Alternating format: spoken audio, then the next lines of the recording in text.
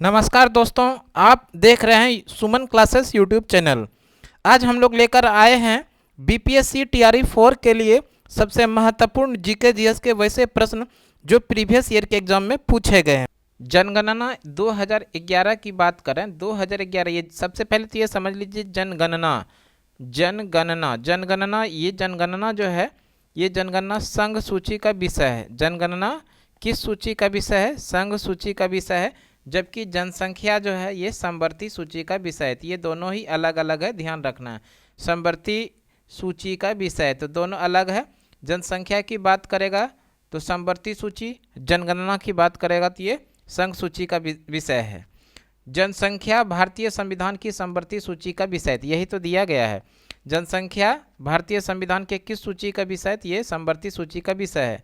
जबकि जनगणना भारतीय संविधान की संघ सूची का विषय, जनगणना संघ सूची का विषय है, जबकि जनसंख्या समवर्ती सूची का विषय है।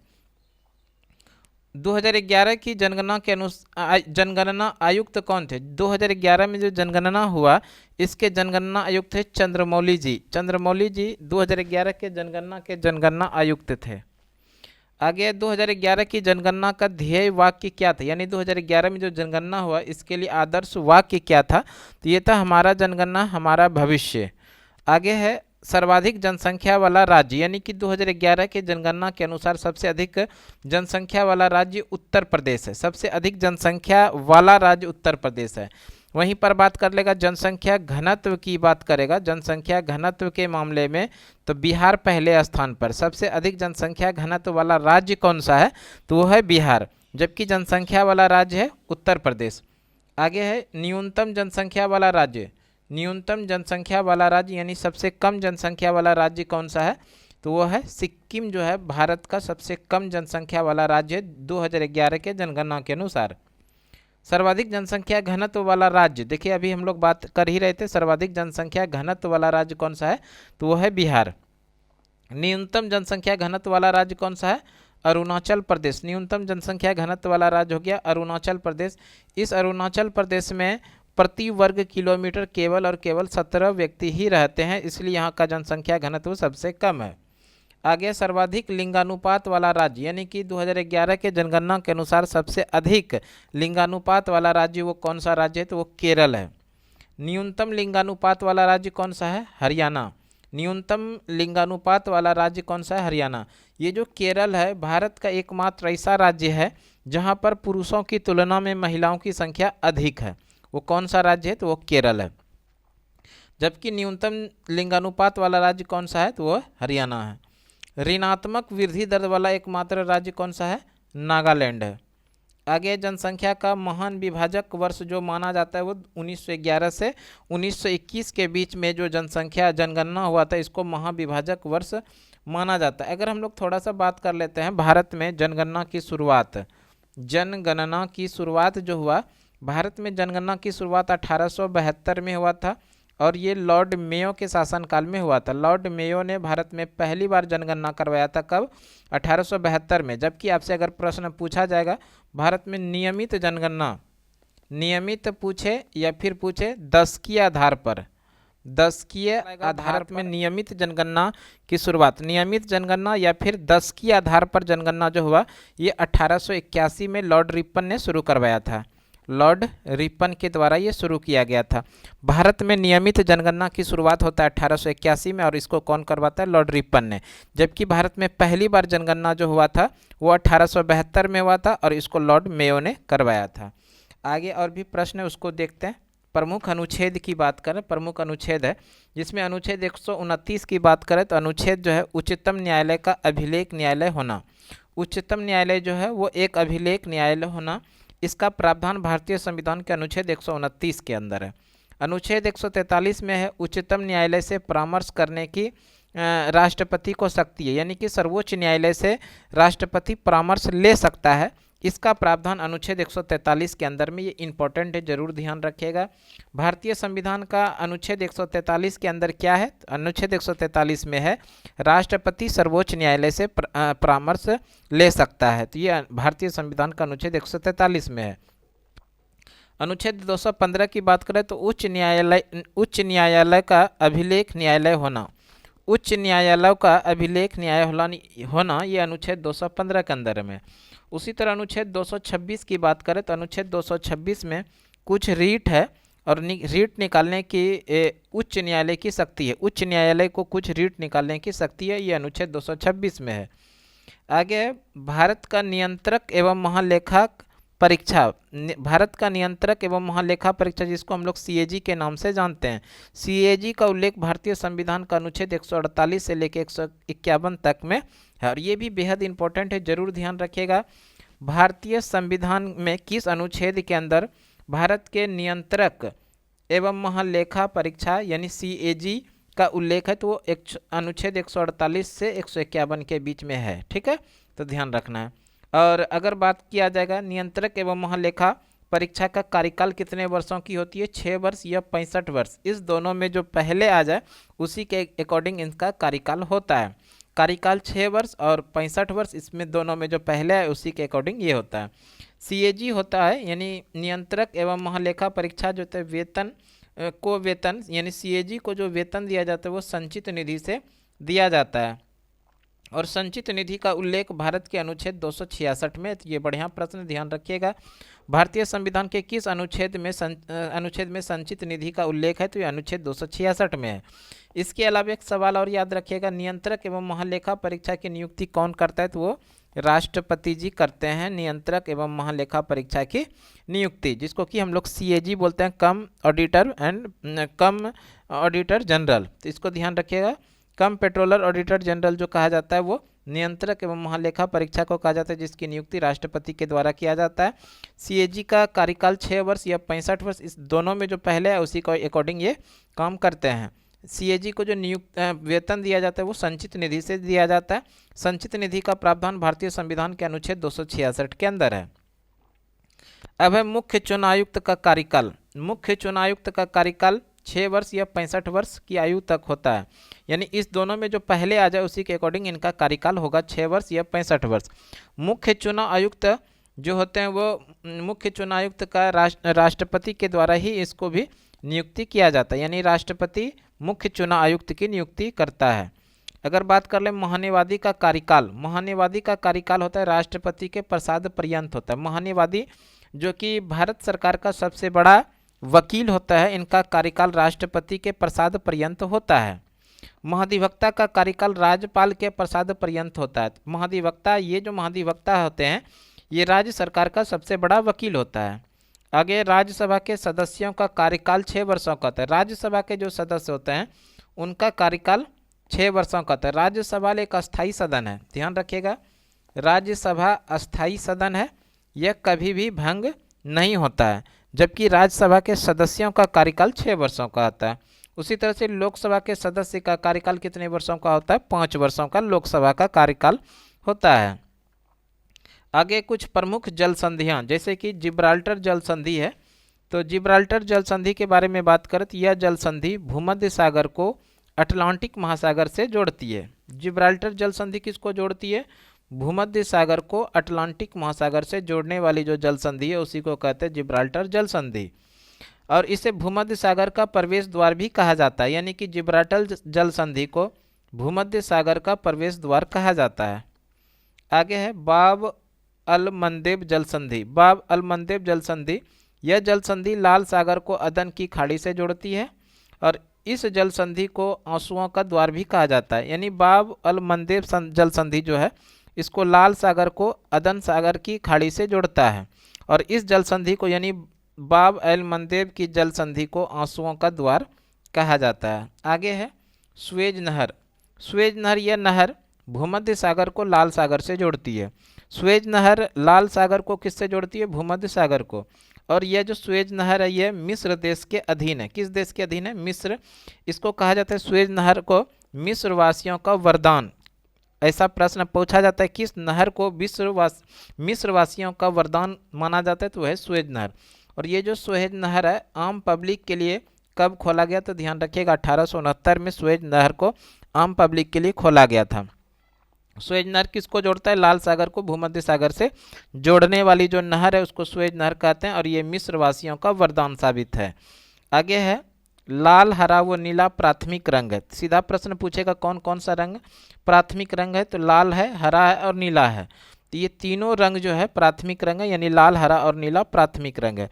और तीनों रंगों को मिलाने से सफ़ेद रंग बनता है, यानी कि लाल हरा और नीला को अगर मिलाएंगे तो वो कौन सा रंग बनेगा, सफ़ेद रंग, यानी ये प्राथमिक रंगों को मिलाने से सफ़ेद रंग बनता है। आगे है समस्थानिक, इसके बारे में थोड़ा समझते हैं।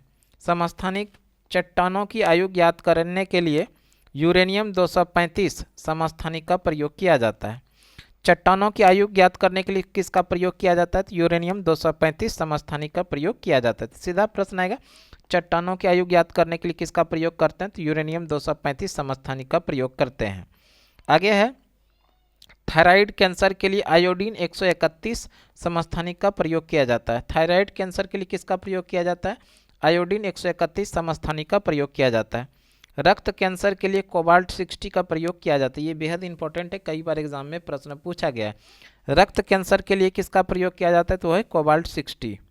आगे है जीवाश्मों की आयु ज्ञात करने के लिए कार्बन 14 का उपयोग किया जाता है। जीवाश्मों की आयु ज्ञात करने के लिए किसका प्रयोग किया जाता है, कार्बन 14। अगर बात कर लें जीवाश्मों की आयु, यानी कि पुराने वस्तुओं की आयु को जो ज्ञात किया जाता है तो किस पद्धति के द्वारा, तो ये कार्बन 40 ये कार्बन 40 जो है कार्बन 40 का जो खोज किया है तो हमारे एक वैज्ञानिक हैं अमेरिका के, जिसका नाम है वी.एस. लिबिदेव। वी.एस. लिबिदेव याद रखिएगा, वी.एस. लिबिदेव। इसी वी.एस. लिबिदेव ने पुराने वस्तुओं को उनका तिथि का निर्धारण करने की जो वैज्ञानिक पद्धति है उसी को कार्बन 14 कहते हैं। यानी तिथि निर्धारण करने की जो वैज्ञानिक पद्धति है उसको क्या कहते हैं, कार्बन 14, जिसका खोज किया है वी.एस. लिबिदेव। ये कहाँ के, अमेरिका के एक वैज्ञानिक हैं, अमेरिका के वैज्ञानिक थे वी.एस. लिबिदेव। इसी ने तिथि निर्धारण करने की वैज्ञानिक पद्धति को खोजा जिसको कि हम लोग कहते हैं कार्बन 14। और इसी कार्बन 14 के माध्यम से जीवाश्म की आयु को ज्ञात किया जाता है। आगे है पलायन वेग। पलायन वेग की बात करें तो वह न्यूनतम वेग जिससे कोई वस्तु पृथ्वी के गुरुत्वाकर्षण से बाहर निकल जाए या वापस पृथ्वी पर न गिरे पलायन वेग कहलाता है। ये बढ़िया प्रश्न है। पृथ्वी के पलायन वेग का मान कितना होता है, 11.2 किलोमीटर प्रति सेकेंड होता है। यहाँ से प्रश्न ये देखने के लिए मिलता है, पृथ्वी के लिए पलायन वेग का मान होता है 11.2 किलोमीटर प्रति सेकेंड, जबकि चंद्रमा की सतह के लिए पलायन वेग का मान होता है 2.4 किलोमीटर प्रति सेकेंड। आगे है एक्वारेजिया। एक्वारेजिया में हाइड्रोक्लोरिक अम्ल और नाइट्रिक अम्ल पाया जाता है। एक्वारेजिया में क्या पाया जाता है, हाइड्रोक्लोरिक अम्ल और नाइट्रिक अम्ल पाया जाता है। हाइड्रोक्लोरिक अम्ल व नाइट्रिक अम्ल का अनुपात कितना होता है, 3:1 होता है। यानी हाइड्रोक्लोरिक अम्ल और नाइट्रिक अम्ल का अनुपात कितना है, 3:1 है। और इसका कार्य है सोने की शुद्धिकरण के लिए किया जाता है। यानी एक्वारेजिया का जो काम है वो काम है सोने का शुद्धिकरण में इसका प्रयोग किया जाता है एक्वारेजिया का। अब है सल्फ्यूरिक अम्ल। सल्फ्यूरिक अम्ल वो नाइट्रिक अम्ल के मिलने से अम्लीय वर्षा होती है। सल्फ्यूरिक अम्ल और नाइट्रिक अम्ल मिलने से क्या होती है, तो ये अम्लीय वर्षा होती है। आगे है अम्लीय वर्षा को इमारतों का कुष्ठ रोग कहा जाता है। अम्लीय वर्षा को क्या कहा जाता है, इमारतों का कुष्ठ रोग कहा जाता है। अम्लीय वर्षा का पीएच मान 5.4 होता है। अम्लीय वर्षा का पीएच मान कितना होता है, 5.4 होता है। अम्लीय वर्षा का पीएच मान, अगर पीएच मान की बात करें तो पीएच मान का जो खोज किया है वो सोरेनसन ने किया है, इसको भी ध्यान रखिएगा। सोरेनसन ने पीएच स्केल का खोज किया है। अब कुछ है कंप्यूटर से संबंधित, बात करते हैं सुपर कंप्यूटर का। तो सुपर कंप्यूटर जो है, भारत में सुपर कंप्यूटर के जनक डॉक्टर विजय भटकर हैं। बढ़िया प्रश्न है, जरूर ध्यान रखिएगा। भारत में सुपर कंप्यूटर के जनक कौन है, तो डॉक्टर विजय भटकर हैं। भारत का पहला सुपर कंप्यूटर कौन सा है, तो वह है परम 8000। भारत का पहला सुपर कंप्यूटर है परम 8000। इसे वर्ष 1991 में विकसित किया गया था। यानी भारत का पहला सुपर कंप्यूटर कौन सा है, तो है परम 8000, जो कि 1991 में इसका निर्माण किया गया था। और ये इनके जनक कौन, यानी सुपर कंप्यूटर के जनक कहे जाते हैं डॉक्टर विजय भटकर को। भारत का सबसे तेज सुपर कंप्यूटर एरावत है। भारत का सबसे तेज सुपर कंप्यूटर कौन है, वो है एरावत। मानव कंप्यूटर के नाम से शकुंतला देवी प्रसिद्ध है। ध्यान रखिएगा, मानव कंप्यूटर के नाम से किसको जानते हैं, तो वो शकुंतला देवी को, इसको जरूर ध्यान रखिएगा। मानव कंप्यूटर के नाम से जानते हैं शकुंतला देवी को। अब है 73वां संविधान संशोधन 1992। 73वां संविधान संशोधन 1992 क्यों फेमस है, तो इसको हम लोग समझते हैं। 73वां संविधान संशोधन को भारत में 24 अप्रैल 1993 को लागू किया गया था। 73वां संविधान संशोधन को कब लागू किया गया? 24 अप्रैल 1993 को लागू किया गया था। इस यानी कि 73वां संविधान संशोधन के द्वारा अनुसूची 11 जोड़ा गया और इस अनुसूची में पंचायती राज से संबंधित है। और ये अनुसूची 11 किससे संबंधित है? पंचायती राज से संबंधित है। और इस अनुसूची के अंदर में कुल मिला के 29 विषय शामिल किया गया है। तो ध्यान रखिएगा, 73वां संविधान संशोधन 1992 के द्वारा भारतीय संविधान का अनुसूची नंबर 11 जोड़ा गया था और इस अनुसूची 11 में पंचायती राज का प्रावधान है। लेकिन ये लागू जो हुआ 73वां संविधान संशोधन 1992 को हुआ था, लागू हुआ 24 अप्रैल 1993 को, इसलिए प्रत्येक वर्ष 24 अप्रैल को मनाया जाता है पंचायती राज दिवस। तो ध्यान रखिएगा, पंचायती राज दिवस कब मनाया जाता है? 24 अप्रैल को। और इसको जो संविधान संशोधन किया गया 73वां संविधान संशोधन, यानी इस संविधान संशोधन के द्वारा भाग 9 जोड़ा गया था। आगे है इसको ध्यान रखिए, भाग 9 में जोड़ा गया था, ये चीज़ ऐसा है। इस संविधान संशोधन के द्वारा त्रिस्तरीय पंचायती राज व्यवस्था को भारत में संवैधानिक दर्जा दिया गया। भारत में जो त्रिस्तरीय पंचायती राज का प्रावधान है, इसी 73वां संविधान संशोधन 1992 के द्वारा संवैधानिक दर्जा दिया गया। अगर बात कर ले त्रिस्तरीय पंचायती राज का प्रावधान भारतीय संविधान में किस समिति के सिफारिश पर दिया गया, तो यह है बलवंत राय मेहता समिति। बलवंत राय मेहता समिति, इसी बलवंत राय मेहता समिति के सिफारिश पे भारत में त्रिस्तरीय पंचायती राज का देन है। आगे, राज्य के विधानमंडल में राज्यपाल, विधानसभा और विधान परिषद अवस्थित है, जिसका उल्लेख अनुच्छेद 168 में है। यानी राज्य के अंदर, राज्य के जो विधानमंडल हैं, इस राज्य विधानमंडल में राज्यपाल हैं, विधानसभा है और विधान परिषद है, जिसका उल्लेख भारतीय संविधान के अनुच्छेद नंबर 168 के अंदर है। अगर हम लोग बात कर लें, भारत के ऐसे कितने राज्य हैं जो द्विसदनीय हैं? द्विसदनीय कहने का मतलब है कि उस राज्य में विधानसभा के साथ साथ में विधान परिषद भी है। तो ऐसे राज्यों की संख्या 6 है। 6 में कौन कौन है? तो याद रखिएगा, उत्तर प्रदेश, और उत्तर प्रदेश का ही पड़ोसी है बिहार। उत्तर प्रदेश का पड़ोसी क्या है? बिहार। इस दोनों ही राज्य में द्विसदनीय यानी कि विधानसभा के साथ साथ विधान परिषद है। इसके अलावा याद रखिएगा तेलंगाना, तेलंगाना के साथ इसी का पड़ोसी है आंध्र प्रदेश। तो इस दोनों राज्य में भी यहाँ पर भी क्या है? विधानसभा के साथ साथ में विधान परिषद। अब याद रखिएगा कर्नाटक, और कर्नाटक का जो पड़ोसी है महाराष्ट्र, तो यहाँ पर भी क्या है? द्विसदनीय। इस तरह से भारत के ऐसे 6 राज्य हैं। ये कौन कौन है? उत्तर प्रदेश है, बिहार है, तेलंगाना है, आंध्र प्रदेश है, कर्नाटक और महाराष्ट्र। ये 6 राज्य भारत के ऐसे राज्य हैं जहाँ पर कि विधानसभा के साथ साथ में विधान परिषद भी है, यानी द्विसदनीय है। आगे है खान अब्दुल गफ्फार खां, जिनको कि सीमांत गांधी के नाम से जानते हैं। खान अब्दुल गफ्फार खां को सीमांत गांधी के नाम से जानते हैं। इसी ने लाल कुर्ती दल यानी खुदाई खिदमतगार की स्थापना किया था। तो बढ़िया प्रश्न, याद रखिएगा। खान अब्दुल गफ्फार खां को सीमांत गांधी के नाम से जानते हैं और इसी खान अब्दुल गफ्फार खां ने लाल कुर्ती दल, जिसको कि खुदाई खिदमतगार के नाम से भी जानते हैं, इसकी स्थापना किया था। आगे, सुभाष चंद्र बोस ने 1939 में फॉरवर्ड ब्लॉक की स्थापना किया था। सुभाष चंद्र बोस ने किस वर्ष फॉरवर्ड ब्लॉक की स्थापना किया? तो 1939 में। आगे है चित्तरंजन दास ने 1923 में स्वराज पार्टी की स्थापना किया था। ध्यान रखिएगा, चित्तरंजन दास इस स्वराज पार्टी के अध्यक्ष थे।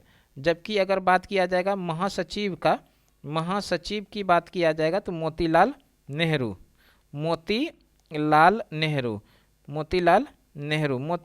और चित्तरंजन दास ने मिलकर 1 जनवरी 1923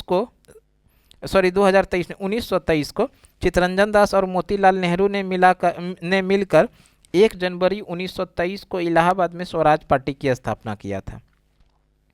आगे है लाला हरदयाल ने 1913 में सैन फ्रांसिस्को अमेरिका में गदर पार्टी की स्थापना की थी। लाला हरदयाल ने 1913 में सैन फ्रांसिस्को में पार्टी बनाया था जिसका नाम है गदर पार्टी। और इसी गदर पार्टी के जो संस्थापक अध्यक्ष थे वो थे सोहन सिंह भाखना। संस्थापक अध्यक्ष कौन थे? सोहन सिंह भाखना थे। तो इसको भी ध्यान रखिएगा। और इसी गदर पार्टी के द्वारा एक पत्रिका निकलता था जिसका नाम है गदर पत्रिका। और इस गदर पत्रिका का जो भाषा था वो उर्दू भाषा था। और ये प्रश्न बीपीएससी के जो शिक्षक भर्ती के लिए टीआरई 1 हुआ था उसमें ये प्रश्न पूछा गया था, गदर पत्रिका किस भाषा में प्रकाशित होता था, तो वो उर्दू भाषा में प्रकाशित होता था। जरूर ध्यान रखिएगा। गदर पार्टी की स्थापना 1913 में सैन फ्रांसिस्को में और लाला हरदयाल के द्वारा, जिसके संस्थापक अध्यक्ष कौन थे, स्वर्ण सिंह भाकना थे।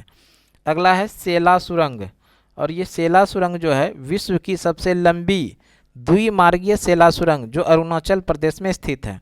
यानी सेला सुरंग किस राज्य में स्थित है, तो ये अरुणाचल प्रदेश में स्थित है, जो कि द्विमार्गीय सेला सुरंग है। सेला सुरंग क्या है, द्विमार्गीय है और विश्व की सबसे लंबी द्विमार्गीय ये सुरंग सेला सुरंग है। आगे है, यह सुरंग तवांग शहर को गुवाहाटी से जोड़ती है।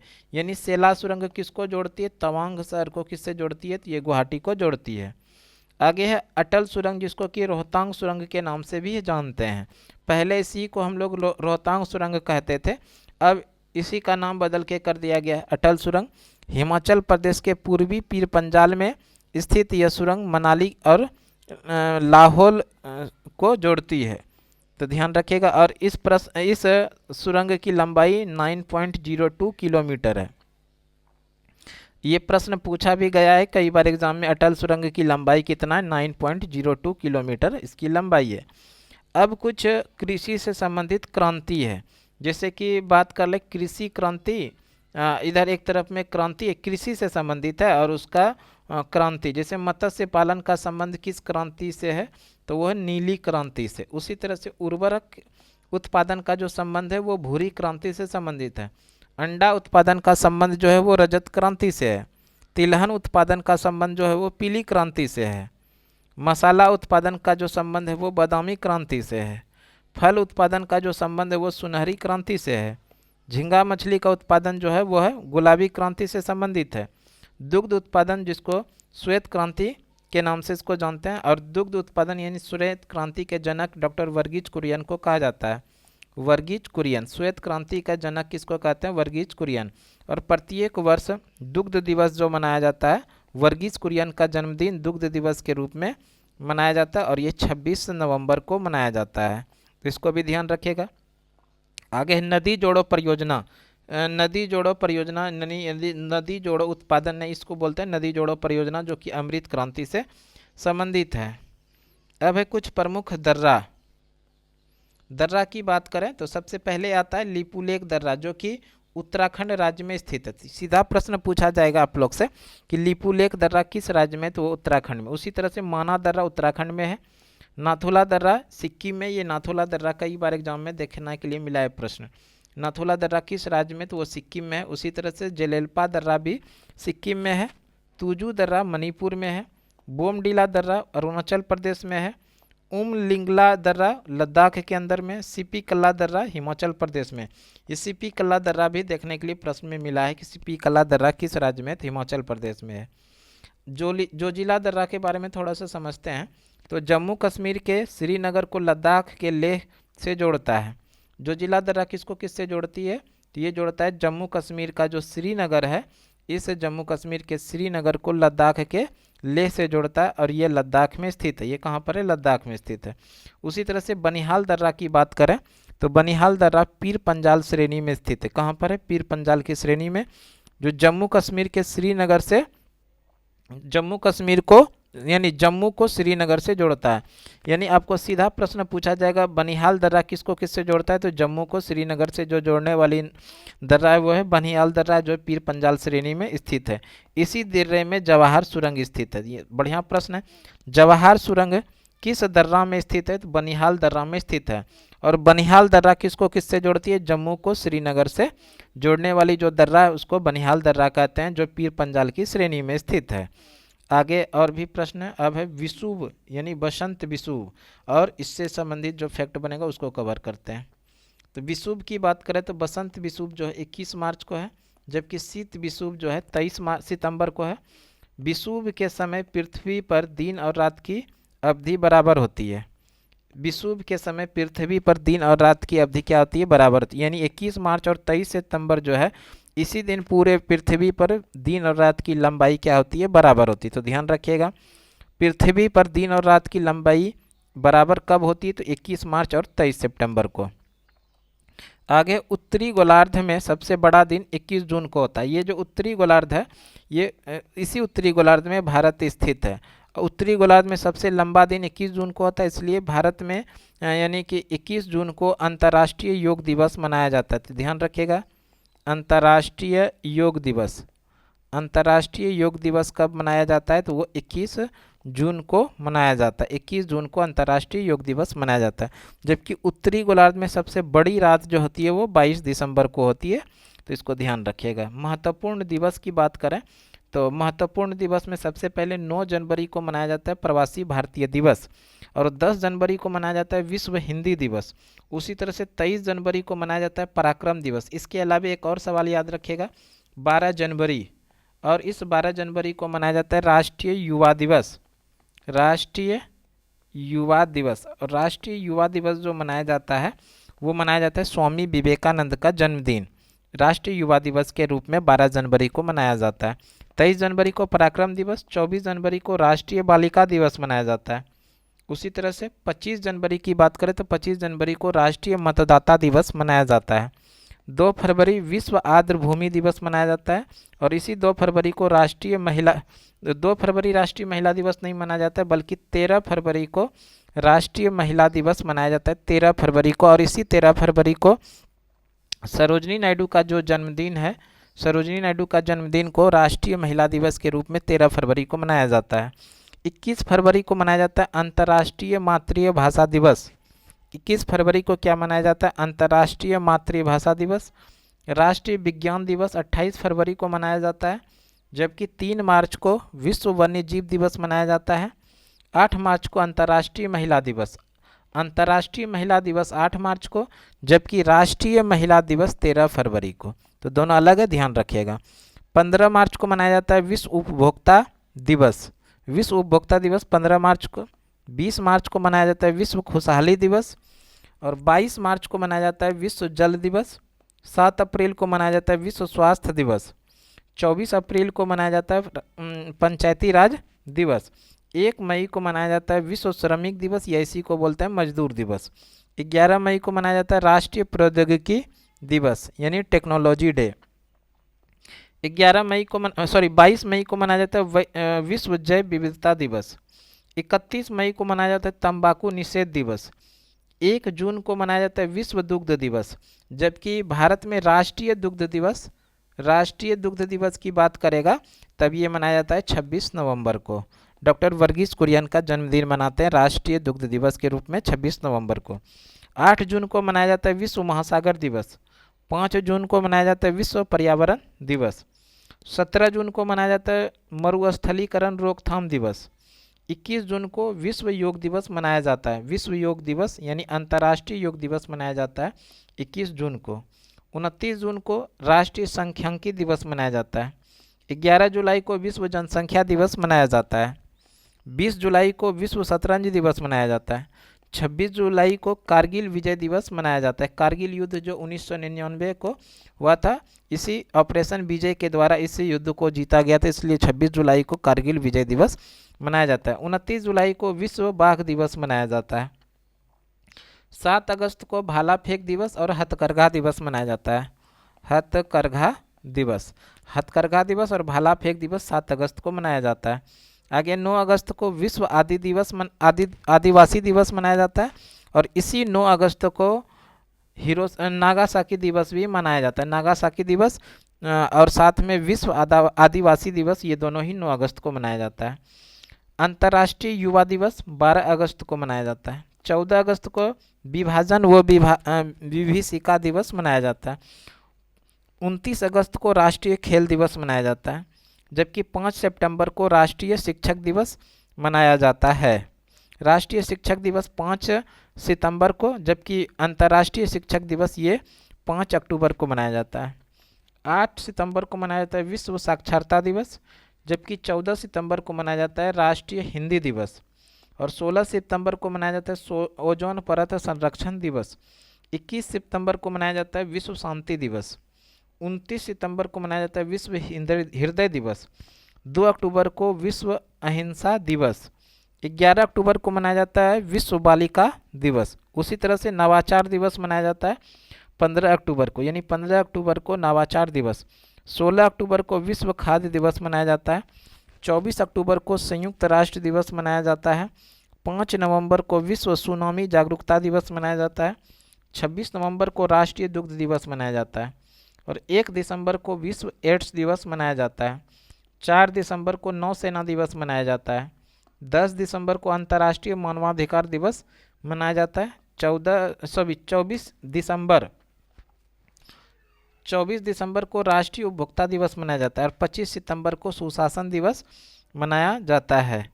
तो ये कुछ इम्पोर्टेंट फैक्ट हो गया जो हाल ही में बीपीएससी TRE 3 के लिए एग्ज़ाम होने वाला है, उसके लिए महत्वपूर्ण जीके जीएस के सवाल।